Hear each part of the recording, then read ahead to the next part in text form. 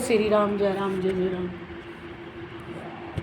मुझे तो छोड़ने को जी करता नहीं, भले ही मेरा खोपड़ी दुख हो रात को। जय श्री राम जय श्री राम। तो कहने लगे मेरा आश्रय लेकर के करता है तो जो थोड़ा मोटा रह जाता तो मुझे सौंप दे, मैं उसे कर दूंगा तेरा कल्याण खुद। कारण कि वो अपने बल बुद्धि योग्यता आदि का किंचित मात्र भी आश्रय न रख के केवल भगवान का ही आश्रय रखता है, फिर भगवान पर डोरी छोड़ देता है। भगवत कृपा ही उसका कल्याण को कर देती है। चेतसा सर्वकर्माणि मयि सन्न्यस्य मत्परः बुद्धि योग मुपासिता मच्चिता सततम भवा। चित्त से संपूर्ण कर्म मुझ में अर्पण करके मेरे परायण होकर के तथा समता का आश्रय लेकर के निरंतर मुझ में चित्त वाला बन जा। पहले श्लोक में बताया शाश्वत पद की प्राप्ति बता के अब उसकी विधि भी बताता हूँ और तो उसको प्राप्त होगा। साधक के लिए दो ही मुख्य कारण है, संसार से संबंध को त्याग दे और मुझ में संबंध जोड़ ले। एकमात्र भगवान का चिंतन करने से संसार से संबंध विच्छेद होकर के स्वतः तुझ में समता आ जाएगी। भगवान का निरंतर चिंतन तभी होएगा जब ये कहेगा मैं भगवान का हूँ, मैं मेरा भगवान है और मेरा कोई नहीं। इस प्रकार अहंता भगवान में हो जाएगी। अहंता भगवान में लग जाने से चित्त स्वाभाविक भगवान में लग जाता है। भगवान के साथ जीवन मात्र का स्वतः सिद्ध नित्य संबंध है ही। केवल संसार के साथ संबंध मानने से ही इस नित्य संबंध की विस्मृति होगी। यदि हम भगवान में मना लगाएंगे तभी इस भगवान से भूल हटा जाएगा कि निरंतर मुझ में चित्त वाला हो जा। मच्चित दुर्ग सर्व दुर्गाणी मत प्रसादात्मति रितम ऋष्यसी अथ चेत मेहर अहंकार सोष्यति विनक्षति। मुझ में चित्त वाला होकर तू मेरी कृपा से संपूर्ण विघ्नों को तर जाएगा और यदि तू अहंकार के कारण मेरी बात न सुनेगा तो तेरा पतन ही होगा। साधक का काम केवल संसार से विमुख होकर के भगवान के सम्मुख होना है। सम्मुख हो जाने से जो कुछ कमी रह जाएगी वो भगवान की कृपा से दूर हो जाएगी। तात्पर्य ये है कि उस कमी को दूर करने की साधक पर कोई जिम्मेदारी नहीं रहती, प्रत्युत उसे दूर करने की जिम्मेदारी केवल भगवान की हो जाती है। भगवान विशेष कृपा करके उसके साधक की संपूर्ण विघ्न बाधाओं को दूर कर देते हैं और अपनी प्राप्ति उसको करा देते हैं। यदि अहंकार माश्रित्य न युतस्येति मन्य से मिथ्येच व्यवसायस्ते प्रकृतित्वाम नियोक्ष्यति। अहंकार का आश्रय लेकर के तू जो ऐसा मान रहा है कि मैं युद्ध नहीं करूँगा, तेरा ये निश्चय मिथ्या है, झूठा है। और तू क्योंकि तेरी क्षत्रिय प्रकृति तुझे युद्ध में लगा देगी। भगवान ने कहा कि मेरी कृपा से तू मेरी प्राप्ति भी कर लेगा और सभी विघ्नों से भी तू छूट जाएगा। परंतु इतना कहने पर भी अर्जुन कुछ बोले नहीं और भगवान कहते हैं कि यदि तू भूल से मेरी बात न सुनेगा तो कोई दोष नहीं, पर तू अहंकार से मेरी बात नहीं सुनेगा तो तेरा पतन होगा। भगवान का भाव है कि जैसे भक्त का सारा का काम सारा सिद्ध कर देना, ऐसे ही भक्त को भी चाहिए कि वह सब प्रकार से मेरा ही आश्रय ले। यदि मेरा आश्रय न ले करके वह अहंकार का आश्रय लेवेगा तो उसका पतन ही हो जाएगा। कर्तव्य कर्म युद्ध में मैं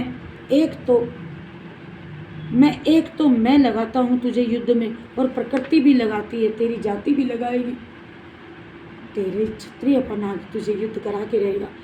यदि तू मेरी बात ना मानेगा तो तेरा छत्र प्रकृति तुझे जबरदस्ती युद्ध में लगा देगी, तो युद्ध किए बिना रह नहीं सकेगा। फिर जब जिम्मेदारी तेरी होगी मेरी कुछ नहीं, तू जाने तेरा काम। हे कुंती नंदन, अपने स्वभावजन्य कर्म में बंधा हुआ तू मोह के कारण जिस युद्ध को कर नहीं रहा ना, चाहता नहीं है ना करना, उसको भी तू छात्र प्रकृति से पराय वश होकर के करेगा, अर्थात तुझे करना पड़ेगा। स्वभावजेन कौन्तेय निपद्य स्वेन कर्मणा कर्तुम इच्छसि यन्मोहात् करिष्यसि स्वेप्यता। हाँ, भगवान यहाँ कहते हैं कि चाहे कर्तव्य मात्र समझ युद्ध कर, चाहे मेरी आज्ञा मान के कर, युद्ध कर। युद्ध तो तुझे करना पड़ेगा। मेरी आज्ञा न मानने से तेरा अहंकार रह जाएगा, जिससे विहित कर्म भी तुझे बांधने वाला हो जाएगा। परंतु मेरी आज्ञा मानकर विहित कर्म करने से वह कर्म तेरे लिए कल्याणकारी हो जाएगा। जो प्रकृति के परवश नहीं होता जिसकी प्रवृत्ति स्वभाव महान शुद्ध होती है। ऐसा ज्ञानी महापुरुष भी जब अपनी प्रकृति के अनुसार चेष्टा करता है, फिर प्रकृति के वश हुआ, वह अशुद्ध प्रकृति वाला मनुष्य प्रकृति के विरुद्ध कर्म कैसे करेगा बताओ। मैंने बताया था गीता के 3 अध्याय के 33वें श्लोक में तुझको, ईश्वर सर्वभूतानां हृदये सेर्जुन तिष्ठति भ्राम्यन् सर्वभूतानि यंत्रारूढ़ानि माया। हे अर्जुन, ईश्वर संपूर्ण प्राणियों में के हृदय में रहता है और अपनी माया से शरीर रूपी यंत्र पर आरूढ़ हुए संपूर्ण प्राणियों को उसके स्वभाव के अनुसार भ्रमण कराता है, उनकी अकल उन्हें दौड़ाता है, घुमाता है। जो ईश्वर सबका शासक, नियामक, पालक एवं संचालक है, वह अपनी शक्ति से उन प्राणियों को घुमाता है। और चरखा घुमाया था ना काल जैसे, जिन्होंने शरीर को मैं मेरा मान बैठे हैं, समझ रहे हैं। जैसे कोई रेलगाड़ी पर चढ़ जाता है तो उसे परवशता से रेलगाड़ी के अनुसार ही जाना पड़ता है। घर तो चाहे उधर हो लेकिन घूम के आएगी, वो जाना पड़ता है क्योंकि बैठा है भगवान के आश्रित। मैं और मेरेपन का संबंध मानता है, तब तक ईश्वर उसे उसके स्वभाव के अनुसार जन्म मरण रूप संसार चक्र में घुमाता रहता है। शरीर के साथ मैं मेरेपन का संबंध न रहने से ईश्वर की माया उसको संचालित कभी नहीं करती, अर्थात उसे माया नहीं लगती। तमेव शरणं गच्छ सर्वभावेन भारत प्रसादात् पराम शांतिम स्थानम प्रापस्यसि शाश्वतम। हे भरत वंशोद्भव अर्जुन, तू स्वभाव से उस ईश्वर की ही शरण में चला जा। उसकी कृपा से तू परम शांति और संसार से सर्वदा उपरति को विराम और अविनाशी परम पद को तू प्राप्त हो जाएगा। ईश्वर अंश जीव अविनाशी, ममे वंशो जीव लोके जीव भूता सनातना। इसीलिए भगवान ईश्वर की ही शरण में जाने की आज्ञा देते हैं और ईश्वर की शरण लेने से अहंकार नहीं रहता है। तब तक जीव ईश्वर के वश में शरण में नहीं जाता, तब तक ही वह प्रकृति के वश में रहता है। सबके हृदय में अंतर्यामी रूप से स्थित ईश्वर ही भगवान श्री कृष्ण है। ईश्वर मैं है संसार। गीता 4, 6, 5, 8, 9, 19, 26 इन श्लोकों में हमने आपको कहते हैं कि बताया था अध्याय में, इति में ज्ञान माख्यातम गुह्याद गुह्यतरम मया विस्मृतेशेण यथेच्छति यथा कुरु। इस गुह्य तरम जो बात मैंने तुझे कही आज, समझ ले अकेला, हर भागवत में कही, हर रामायण में कही, हर ग्रंथों में बाद में कहते हैं कि ये गुह्य से गुह्य तरम शरणागति रूप ज्ञान मैंने तुझको कह तो दिया। तू अगर इस पे ना चलेगा, अच्छी तरह से न सोचेगा, न तू विचार करेगा, जैसा चाहता वैसा कर। मैंने बता दिया जो मेरे अंदर था, मैंने तुझे उड़ेल दिया। कहने के बाद है कोई डाकू आपसे कह रहा दे दे जो भी कुछ है, तेने तो जेब का भी ट्रंक का भी सब कुछ दे दिया, अब तू जाने तेरा काम। कहने का मतलब है कि राम जी कह रहे हैं, कृष्ण जी कह रहे हैं, अब मैंने तो तुझे अपनी गुई बात, गुई तो गुई जो थी वही बात ज्ञान सारी तुझे दे दी।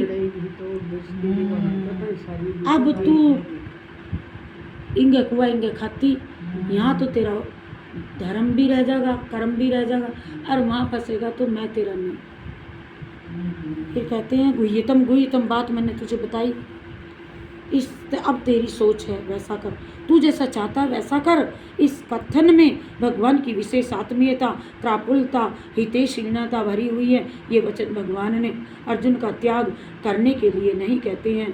अर्जुन तुझे त्याग करने के लिए मैं नहीं कहता हूँ, प्रत्युत अपनी तरफ विशेषता से खींचने के लिए कहते हैं। जैसे गेंद फेंकते हैं विशेषता से पीछे लेने के लिए, न कि त्याग करने के लिए।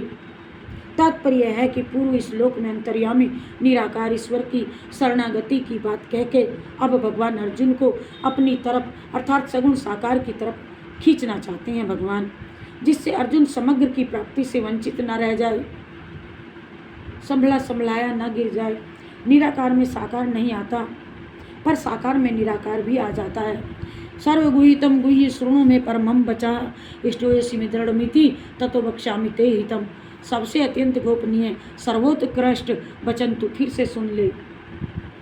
तू मेरा अत्यंत प्रिय है, तू मेरा मित्र है, इसलिए ये विशेष हित की बात मैं तुझसे कह रहा हूँ। व्याख्या करते हैं, कर्म योग गीता में चौथे में तीसरे में अंतर्यामी निराकार परमात्मा की शरणागति गुह्यतर है और परमात्मा के प्रभाव की बात भी गुह्यतम है। गीता के 9वें अध्याय में आई और साकार परमात्मा की शरणागति सर्वगुह्यतम है। ये सर्वगुह्यतम पद गीता में एक ही बार यहाँ आया है, पूरी गीता में एक ही बार आया सर्वगुह्यतम।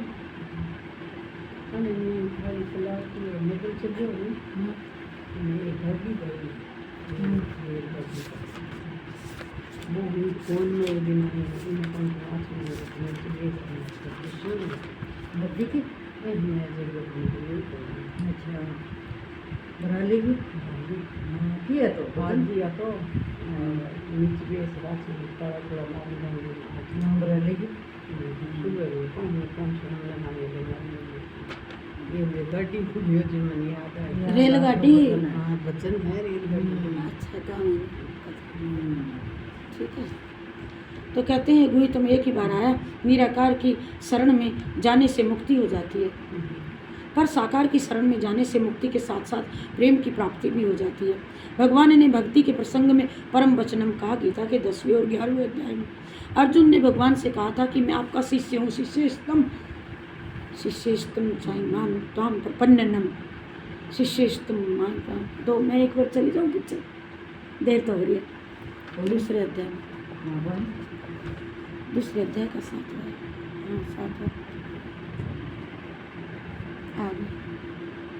कापर्ण दोषो पहत स्वभाव पृच्छामि त्वां धर्म सम्मूढ़ चेता यच्छेयशानिश्चितं ब्रूहि तन्मे शिष्यस्तेयं साधु मां त्वां प्रपन्नम। ऐसे कही थी तुमने, याद कर मैं तेरा शिष्य हूँ चिल्लम। अरे फिर चिल्ली पढ़ के धोखा तो ले देते हैं, जो मैं कह रहा हूँ तो यहाँ आया है शिष्यस्तम ताई माम ताम प्रपन्नम, दूसरे अध्याय के 7वें में। कापर्ण दोषो वैत स्वभाव है। तो तात्पर्य यह है कि भगवान अपने गुरु को मान करके मित्र ही मानते। भगवान सबको अपना मित्र बताते हैं, अपने समान बताते हैं, मेरे बराबर तुम हो। किसी को अपना शिष्य नहीं बनाते, बनाते भी नहीं है। तूने ही कहा था मैं तुम्हारा शिष्य हूँ। ये सिद्धांत है कि वो खुद छोटा होता है, वही दूसरे को छोटा बनाता है। भगवान सबसे बड़े हैं, इसीलिए वे कभी किसी को छोटा नहीं बनाते। मन मना भव मद भक्तो मद्याजी माँ नमस्कुरु माँ में वेश्यति सत्यम ते प्रति जाने प्रियो इसी में। अरे तू तो मेरा भक्त, मुझ में मन वाला हो जा, मेरा पूजन करने वाला हो जा और मुझे नमस्कार कर। ऐसा करने से तू मुझे ही प्राप्त हो जाएगा। ये मैं तेरे सामने सत्य प्रतिज्ञा करता हूँ, क्योंकि तू मेरा अत्यंत प्रिय है। भगवान का भक्त होना, उनमें मन लगाना, उनका पूजन करना और उन्हें सदैव नमस्कार करना, इन चारों में एक भी साधन ठीक से कर ले होने से तीनों से साधन स्वतः बन जाते हैं। भगवान का भक्त होने का तात्पर्य है मैं भगवान का ही हूँ। इस प्रकार अपनी अहंता को बदल देना। भगवान में मन लगाने का तात्पर्य है भगवान को अपना मानना। भगवान का पूजन करने का तात्पर्य है सब कार्य पूजा भाव से करना। भगवान को नमस्कार करने का तात्पर्य है अपने आप को भगवान के समर्पित कर देना। सर्वधर्मान्य परित्यज्य मामेकं शरणं व्रज अहम त्वां सर्व पापेभ्यो मोक्षयिष्यामि मा शुचा। संपूर्ण धर्मों का आश्रय छोड़ के तू केवल मेरी शरण में आ जा, मैं तुझे संपूर्ण पापों से मुक्त कर दूंगा, तू चिंता मत कर। और इसका अर्थ है, पहले अध्याय में आया था, तो इसका अर्थ ये नहीं कि ले सकते कि प्राणों का त्याग करके युद्ध में खड़ा हो जा, मरने को चला जा। इसका अर्थ होगा कि प्राणों की आशा का त्याग करके युद्ध में खड़े हो, क्योंकि प्राणों का त्याग करके कोई युद्ध में कैसे खड़ा होगा बताओ? मर के पहले कैसे मारेगा किसी को? इसी प्रकार अन्य च वैवा सूरा मदर्थे त्यक्त जीविताहा। इसका अर्थ ये नहीं ले सकते कि बहुत से सूरवीर अपने जीवन का त्याग करके खड़े हैं। इतना अर्थ होगा इसका कि वे सूरवीर अपने जीवन की आशा छोड़ के आ गए, खड़े हो गए कि मरना तो है, अर्थात उनको अपने जीवन का मोह नहीं है, युद्ध में खड़े हैं। अतः प्रस्तुत श्लोक में भी सर्वधर्मान परित्यजम मामेकम शरणं व्रज अहं त्वां सर्वपापेभ्यो मोक्षयिष्यामि या शुचः। इस पद का धर्मों के आश्रय का त्याग लेना चाहिए, सब धर्मों को छोड़ करके। तात्पर्य यह है कि भक्त की दृष्टि में भगवान की शरणागति का जितना महत्व है उतना धर्म कर्तव्य कर्मों का है नहीं। धर्म अपने वर्ण आश्रम आदि को लेके होता है, अतः उसमें शरीर की मुख्यता रहती है, परंतु शरणागति स्वयं को लेके होती है, अतः उसमें भगवान की मुख्यता रहती है। मामेकम व्रज शरणं व्रज का तात्पर्य है बाहर से सबके साथ प्रेम करो, आदर सत्कार सबका करो, व्यवहार करते निभाओ, भीतर से केवल भगवान के आश्रय से जुटे रहो। अर्जुन पापों से छूटना चाहते थे, इसलिए भगवान ने भी पापों से मुक्त करने की बात कह दी। वास्तव में केवल पापों से मुक्ति ही शरणागति का फल है। पापों से मुक्ति मोक्ष का फल है। शरणागति से मनुष्य मोक्ष के साथ साथ भगवान के परम प्रेम अनंत रस को प्राप्त कर लेता है। इसीलिए भक्त को पापों से अथवा दुखों से मुक्ति पाने की इच्छा हो यदि रखे तो केवल भगवान की शरण में चला जाए। कुछ भी चाहने से कुछ सीमित ही मिलता है, पर कुछ भी न चाहने से कुछ असीम मिलता है। इतना ही नहीं, भगवान की शरणागत भक्त के वश में हो जाते हैं, उसके भगवान ऋणी हो जाते हैं। जो कोई आया एकदम अपनी शरण में उसके आभारी हो जाते। भगवान आश्रय लेना और अपने लिए कुछ ना करना ही गीता का तात्पर्य है, जो गीता आज सुना रहे हैं। इसीलिए साधक के लिए सबसे मूल्यवान दो वस्तु हैं, भगवद आश्रय और विश्राम। शरीर आदि पदार्थ का आश्रय पराश्रय है और क्रिया का आश्रय परिश्रम है। परमात्मा प्राप्ति पदार्थ और क्रिया के द्वारा नहीं होते, प्रत्युत पदार्थ और क्रिया के संबंध विच्छेद से होते हैं। जब साधक पराश्रय का त्याग करके भगवत आश्रय को अपना लेता है और परिश्रम का त्याग करके विश्राम को अपनाता है, तब उसका मानव जीवन सफल हो जाता है। शरीर के लिए विश्राम कुछ नहीं करना है, भोग है। इसीलिए निद्रा के सुख को तामस बताया गया है गीता के 18वें श्लोक में। परंतु परमात्मा के लिए विश्राम करना साधन। सब काम से विश्राम ले लो, दान से, तप से, यज्ञ से, घर के काम से, लेकिन भगवान के नाम से विश्राम आराम ना लो, लगे रहो। और वो कठिन भी नहीं है। थको चाहे ना थको। परमात्मा के लिए होने वाला विश्राम ये बताते हैं तामस, प्रत्युत सात्विक होकर के गुणातीत हो जाता है। पराश्रय और परिश्रम को संसार के लिए करो, पर भगवत आश्रय और विश्राम अपने लिए करो। राम का नाम लो अपने लिए। यदि किसी साधक का भगवान पर विश्वास ना हो, प्रत्युत अपने पर विश्वास हो, तो स्वाश्रय को अपना सकता है। यदि साधक का ना हो तो भगवान पर विश्वास हो, ना अपने पर, तो वो धर्म कर्तव्य कर्म का आश्रय भी अपना सकता है। मैं भगवान का हूँ, भगवान ही मेरे, इसको स्वीकार कर लेना भगवान का आश्रय हो जाता है। मेरा कुछ नहीं है, जो कुछ है सो तेरा, मुझे कुछ ना चाहिए, इसको स्वीकार कर लेना स्वयं और आश्रय है। पदार्थ और क्रिया केवल दूसरों के लिए होती हैं, इसको स्वीकार कर लेना धर्म का आश्रय है। भगवान का आश्रय भक्ति योग है, स्वयं का आश्रय ज्ञान योग है, धर्म का आश्रय कर्म योग है। यद्यपि तीनों ही योग मार्ग में पदार्थ और क्रिया रूप प्रकृति का आश्रय ये सब बंधन है। सत्ता मात्र में अपनी स्वतः सिद्धि स्थिति मोक्ष का अनुभव हो जाता है। तथापि इन तीनों में भक्ति योग भगवान का आश्रय सर्वश्रेष्ठ है, कारण कि मूल में हम भगवान के ही अंश हैं। भगवद आश्रय मुक्ति के साथ साथ भक्ति परम प्रेम की भी जो प्राप्ति हो जाती है, वो मानव जीवन का चरम लक्ष्य है। ये भगवद आश्रय शरणागति गीता का सार है, जिसे भगवान ने विशेष कृपा करके कहा है। भगवद आश्रय में ही गीता के उपदेश की पूर्णता हो जाती है, इसके बिना गीता अधूरी रहती है। इसलिए अर्जुन के द्वारा करिष्ये वचनम तवा कह करके भगवान का पूर्ण आश्रय स्वीकार करने पर फिर भगवान आगे नहीं बोले, चुप होके खड़े हो गए, हार जाते हैं। कहते ये गुह्यतम वचन मैंने तुझे कहे, गोपनीय अतपस्वी को नहीं कहना चाहिए। ये जो बात कही जो नहीं, वही बात है कि राम कथा के वही अधिकारी तिनको सत्संग जिन्हें सत्संग इतनी प्यारी है वहाँ तो कहो, कोशिश करो चाहे 18 दिन लग जाओ, राम को लगे तो। और जो नहीं चलने वाला इस पथ पे उसे घेर घोट के रहने दो, भीत दीवारों को ही सुना दो। ये पितर सुन रहे हैं साक्षात, नदी यहाँ भी आ रही है, तीर्थ भी है। पर पापी को बुला के बैठा के कहोगे अरे तू तो क्यों खाली हो जाओ? भाई जो कहूँ तो कि नहीं ना सुनाओ, अगले को मन करे तो तो सुनाओ। राजी है सुनाओ। आगे कहते हैं कि इदम ते नाथ पसका ना वक्ता है कदाचन न चुप हो गए, न चासु सुरवे चाचुम ने सोए भी होते। विराम लेता हूँ। ये गुह्यतम वचन मैंने तुझे तपस्वी को नहीं कहना चाहिए, अभक्त को भी नहीं कहना चाहिए, तथा जो सुनना नहीं चाहता उसको नहीं कहना चाहिए, और जो मुझ में दोष दृष्टि रखता है उसे भी मत कहिए, शिशुपाल को मत कहिए। सही है। सहिष्णु सहनशील को कहना, तपस्वी और भक्ति के विरोध अथवा अखंडन करने वाला वह अभक्त जो अहंकार के कारण सुनना ही नहीं चाहता उसके सामने मत पेश करना। जिसकी भगवान पर तथा उसके वचनों पर श्रद्धा नहीं है, जो भगवान को मनुष्यों की तरह स्वार्थी तथा अभिमानी समझता है, वो भगवान पर दोष आरोपण करके पतन की तरफ न ले जाए चला जाए। इसलिए उसे पूर्व श्लोक में कहे गए गोपनीय वचन को कहने का निषेध किया गया है। ते इदम परमम गुह्यम मद भक्तेश विधास्यति भक्ति मई पराकृत्वा मामे वेश्यत्य संशया।